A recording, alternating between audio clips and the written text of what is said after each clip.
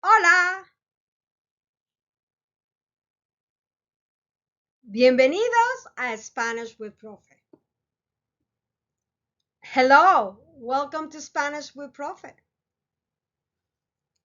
Espero que estés muy bien. Bueno, hoy vamos a aprender o repasar 3 palabras en español que tienen muchas consonantes y vocales similares, pero son 3 palabras diferentes. So today I'm going to be talking about 3 words in Spanish: hambre, hombre, and hombro. As you can see, they are very similar in their spelling. All 3 start with an H, H, which in Spanish, remember, the H is silent. And they have many consonants that are the same, and the vowels might be the ones that change in one form or another. ¿Listos, chicos? Ready? Vamos a comenzar. Let's begin. 3 words you should know in Spanish. Hambre. In Spanish, the word hambre is una palabra femenina. So it's the F for feminine. En hombre es una palabra masculina, M. Y hombro también es una palabra masculina. You will see why I have chosen these 3 words to put them in here. Okay.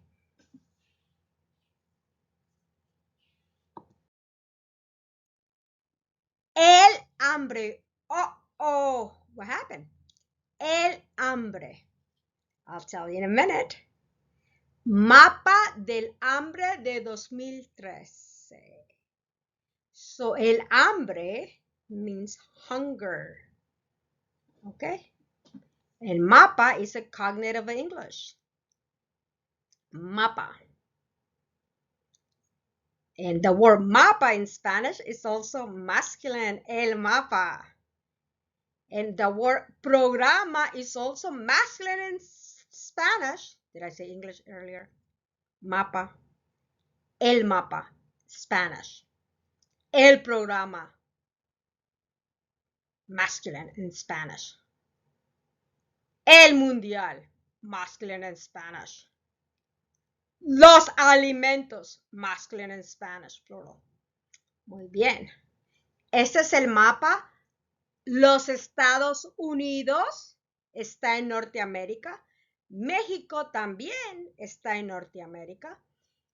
Guatemala, El Salvador, Honduras, Nicaragua, Costa Rica y Panamá también están en el hemisferio norte de las Américas. Y luego tenemos el América del Sur. ¿Ok? Tenemos las Antillas del Caribe, el continente africano y el continente más pequeñito, Europa. Y tenemos Asia acá y Australia. Bueno, sigamos. Es siempre bueno aprender algo. You might say, oh, well, she's going off topic. But no, I thought that was interesting to see. El mapa, el hambre, el programa, el mundial, los alimentos. Pero muy bien. El hambre afecta a muchas personas. El hambre afecta a muchas personas. And then you can see the English translation in there. La palabra hambre es femenina. También comienza con una A tónica y por eso debemos utilizar el artículo el, pero debemos usar adjetivos femeninos al describirla.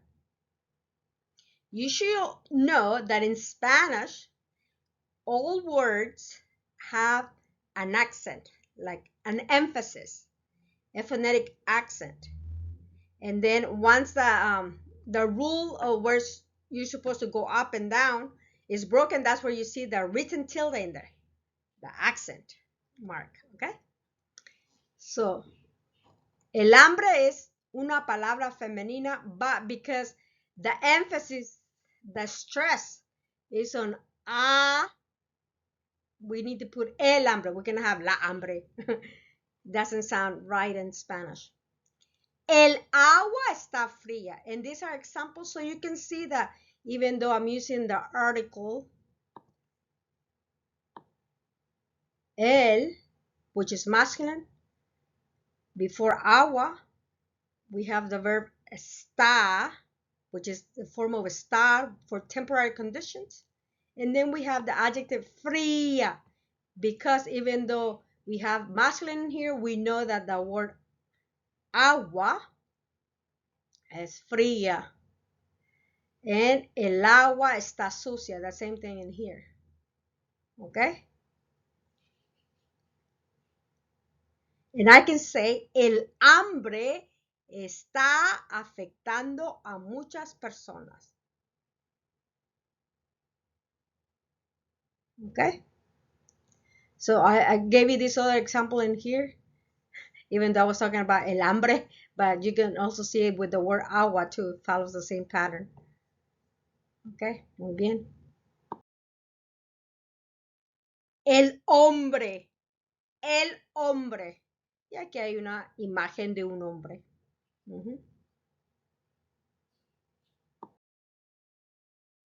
Se dice hombre para hablar del ser humano, sea este hombre o sea hombre, que también se puede decir varón, o sea mujer, que también se puede decir hembra. El hombre está en casa. The man is at home. El hombre está listo para sacar la foto. The man is ready to take the picture. So el hombre. You will see that if you, whenever like you read a book in Spanish, if it's about psychology, sometimes there'll be generic, it says el hombre, and that is in reference to the human being, okay? Muy bien. El hombro, el hombro, el hombro, el hombro. Todos los seres humanos tenemos dos hombros. Dos hombros. Hombro, hombro. Dos hombros. Hombro, hombro. El hombro izquierdo y el hombro derecho. ¿Alguna vez te has dañado un hombro? ¿Alguna vez? So in Spanish, when we use this format, the present perfect, we say alguna vez. So alguna vez to start the question, but you don't have to put alguna vez. You can say una vez, dos veces, tres veces. If you have injured or hurt your shoulder more than once. So you can say me he dañado una vez, nunca me he dañado, siempre me daño. I don't know. Depends what you want to say. Sigamos. And this is a quick overview on nouns and adjectives in Spanish. For the most part, the masculine in Spanish is denoted by the O, O, O. And the feminine by the A, A. And the neutral it could be like ista. So I have some examples for you. Niño is a noun and in reference to a boy, a child that is male. Masculino, varón. Niña in reference to a girl, a child that is female. Okay? And then we have the neutral form. In the neutral form, the article, whether that is definite, which is la, los, and las, or indefinite, unos, una, unas, will determine the gender of the person. So, for example, el periodista, that is in reference to a male journalist, versus la periodista is in reference to a female journalist. Okay. And then we have this word that if you travel around any Spanish-speaking country, you will hear it. Nene. Nene. Nene is in reference to a child, but it could be a young adult, like a teenager. No nene. Nena will be the feminine form of that one. And then I have a neutral one in here, which is el dentista, la dentista. So the ISTA ending in Spanish is neutral, okay? The article in front of it determines whether you're talking about a female or a male. Okay, and then we have adjectives, and that is alto, alto, tall. Alta, tall, in reference to a female. And then we have adjectives that are neutral. In this case, alegre, which is happy, content. Él está alegre, temporarily happy. Or él es alegre, that is, he is happy all the time. That is his character. We use ser in that case. El hombre alegre, the happy man. La mujer alegre, the happy woman. So if you notice, you don't change anything. You just go el hombre alegre, la mujer alegre, okay? And then if you want to make them plural, you know that in Spanish it's a simple rule. Any noun or adjective that ends in a vowel, you just add an S. But if it's a consonant, add ES. Okay? Rubio. Rubio is in reference to your hair, blonde. Obviamente no tengo el pelo rubio, sino el pelo oscuro. Rubia, in reference to a female. And then we have adjectives that are neutral. Feliz, that ones that end with a zeta, zeta. El hombre feliz, that means happy. La mujer feliz, the happy woman. And then we have more in here. We go with simpático. Simpático in reference to a male that is nice, kind. And then simpática in reference to a female that is nice, kind. And if you notice that we also have that word in English. A sympathetic character, someone that you like as a character in a book that you're reading. And then we have more neutral ones. Fiel, the L sound, the L ending in Spanish is neutral in adjectives. Fiel, loyal.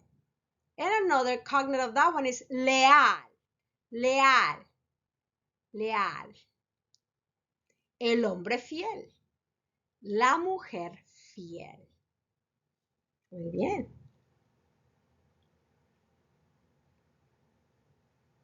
Just remember that any of these adjectives or nouns can become plural, okay? And then if that's the case, then you have to make everything plural. The noun, the article, first, then the noun, and then the adjective. And remember that with feliz, you have to make a spelling change as Z-E-Z cannot be followed by an E or E in modern Spanish, but the Z becomes una C. Okay, muy bien. Muchas gracias por ver mi video. Si te gusta lo que has visto, por favor no olvides de suscribirte y compartir mis videos con tus amigos. Me gustaría llegar a los 1000 suscriptores este año. I'm going to translate this for you. Thank you so much for watching my video.